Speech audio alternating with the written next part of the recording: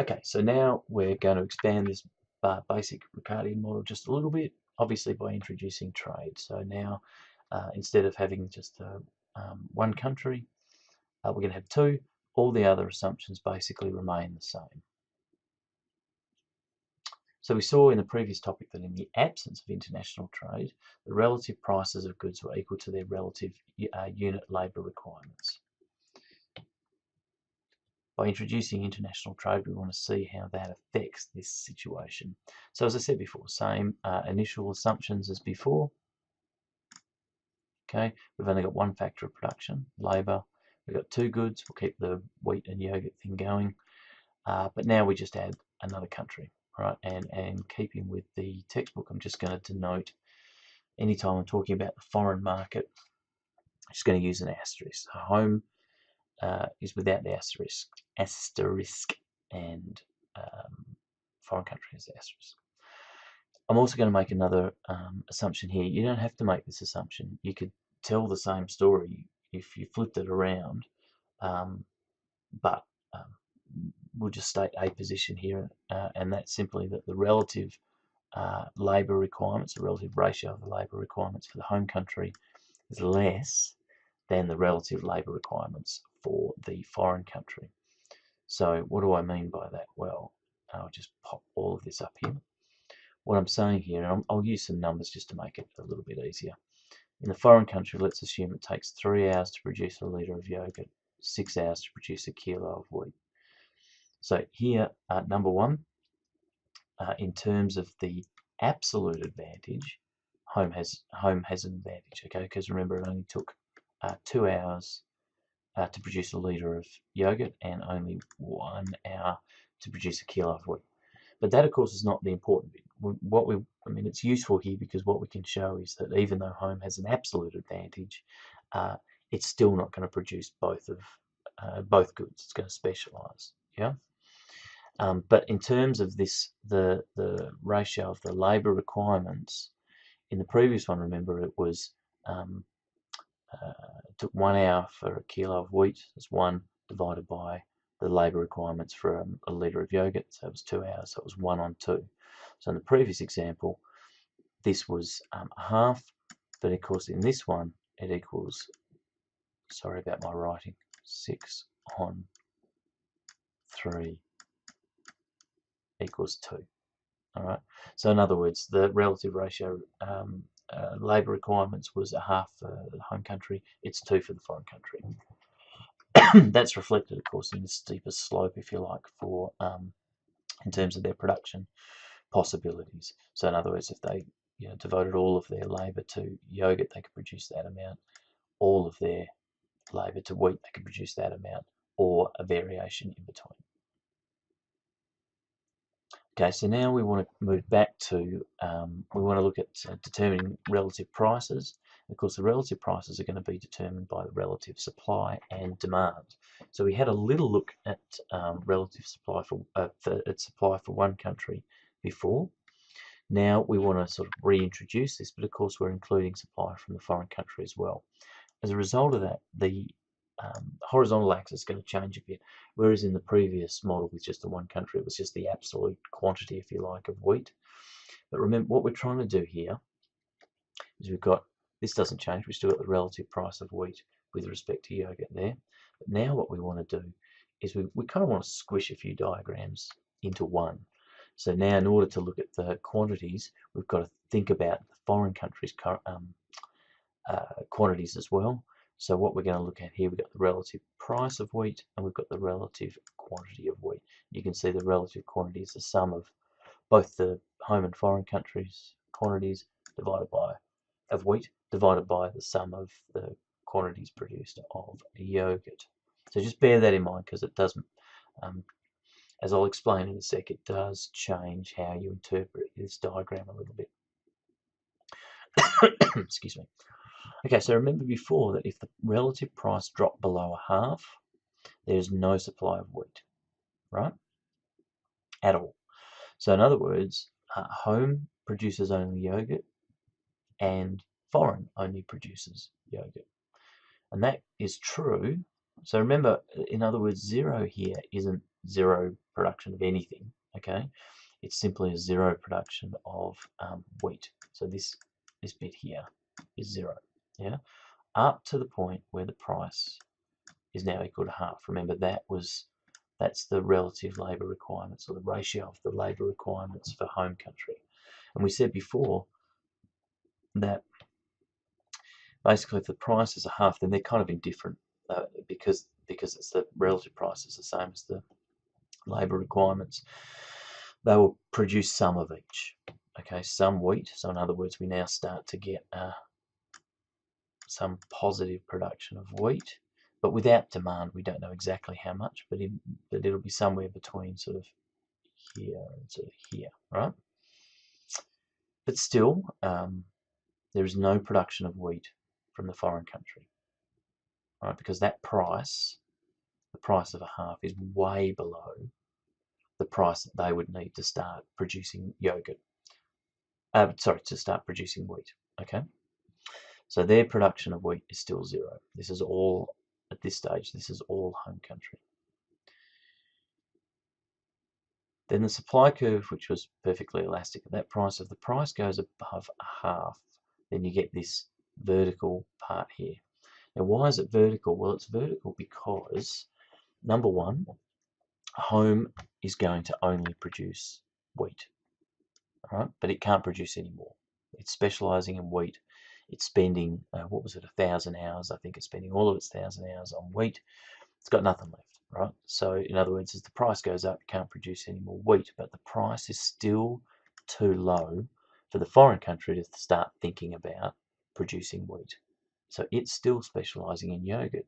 So actually what you get, and this is the key thing, I guess, here about this interval between 2.5 and 1/2, is that if the price is anywhere between here and here, both countries are going to specialise in the thing that they're respectively good at, that they have the comparative advantage in. So in this example here, that's for home, that's wheat, and for foreign, that's yogurt, right? But then, of course, there's another possibility that the price could still rise even higher. So once the price hits 2, remember that's equal to the relative labour requirements in the foreign country. So now they're indifferent between producing wheat and yogurt. So again, depending on where demand is, they could be somewhere along this part of the supply curve. Again, it's vertical. It's horizontal. Yeah, I know the difference between vertical and horizontal. It's horizontal here because it's simply the case that so home is producing the maximum amount of wheat, and that's it, specialising in wheat, full stop, right? But now, foreign may very well start producing some wheat as well. Again, how much may depend on where the relative demand is, and we'll talk about that in a sec. But now it's sort of, so it can produce anywhere between here and sort of here, and the further they go, in other words, the more that they produce, they're sort of substituting, if you like, they're producing more wheat and less yogurt. Yeah, because as we move along this axis, this is going up and that's going down, right? So we're producing more and more wheat. So that's the relative supply curve, and that's probably the hardest thing, if you like, to think about. What I want to do now is get rid of all this and introduce demand. Right? Introduce relative demand. So this is simpler to think about. Demand curve slopes downwards, and it's due to substitution effects. As the price goes down, as a consumer, remember, we're looking for lower prices. So as the relative price of wheat goes down, you're willing to substitute towards wheat and away from yogurt. Right? So that's fairly simple to think about. Then, of course, what we're going to do is we're going to bring them together to look at an equilibrium price and see how that affects the production and the trade, therefore, of these goods. So if I plonk a relative demand curve in there, and I've done that deliberately in between the two prices of a half, or the two prices of interest of a half and 2. And I've just said, oh, well, let's assume it's 1. Doesn't have to be. It could be 1.5, could be 0.75, whatever. But as long as it's in between those two, this is what we get. We get full specialization. All right. And I'll show you this. I'll put it in there now, I guess. If the relative demand curve is lower, so that the price is equal to a half, you're going to get the home country producing, sure, some wheat, but also some yogurt. Yeah. Whereas foreign country is still only producing yogurt. Yeah. But once that price starts to get above that half, in other words, if demand intersects the supply curve above this point here, then all of a sudden they're both specializing. Home is only producing wheat. Remember, we said this is the maximum that they could produce. So they're producing only wheat, and foreign is only producing yogurt. Remember, they don't start producing wheat until this point here. Yeah. So that's why demand is determining, if you like, almost the prices here. But if the price falls between these 2 points here, in other words, if demand intersects the supply curve at any point between there, they're both specializing. Below, home is producing some of each. Above, and I haven't got it here, but if I whacked in an ugly relative demand curve up here, then both are producing some wheat, and foreign is still producing a little bit of yogurt. But there's not full specialization from both of them. Anywhere between here and here, there's full specialization from both countries. Okay, and this point here basically says what I was saying before. Okay, so they're going to produce some wheat and some yogurt. Okay. So in other words, home is going to gain if the price is greater than half. So again, I'll use the example of 1 from the previous slide. So remember, it takes home 1 hour to produce a kilo of wheat, 2 hours to produce a litre of yogurt. But now, of course, if the price of the relative price is 1, then instead of using 2 hours to produce a litre of yogurt, it'll use those 2 hours on wheat, and can trade that now because the price, remember, the relative price is 1, so it can trade that 2 hours on wheat, and it can now buy 2 litres of yogurt. Remember what it could only do before. In the absence of trade, when it was the only country, then it could only sort of, if you like, if it spent 2 hours on wheat, if it substituted that towards yogurt, how many litres of yogurt could it do? Could it make? Only 1 litre. So this is one way of looking at these gains from trade. So in general then, casting aside the numbers that we're using here, we can ask, well, what does an hour of labour get us, right? So remember, it took an hour of labour, you'd be able to produce 1 on A or Y to produce a litre of yogurt. So remember, if it took 2 hours to produce, to produce a litre of yogurt, then an hour will get you half a litre of yogurt. For wheat, it was 1, right? So an hour of labour will get you a kilo of wheat, right? Each kilo can be traded, obviously, remember, at the price of that, at the relative price, PW on PY. Now, 1 hour of labour in the production of wheat is going to give you that many, therefore, litres of yogurt, because you can trade the wheat for the yogurt at that price. So you can get that much yogurt back if you, in terms of trade, right? So basically then, that as long as what you're getting for an hour of labour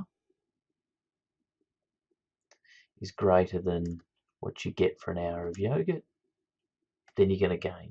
In other words, you're going to be able to produce it, or you're going to be able to consume, I should say, more than you could as long as what you get for an hour of wheat is greater than what you get for an hour of yogurt.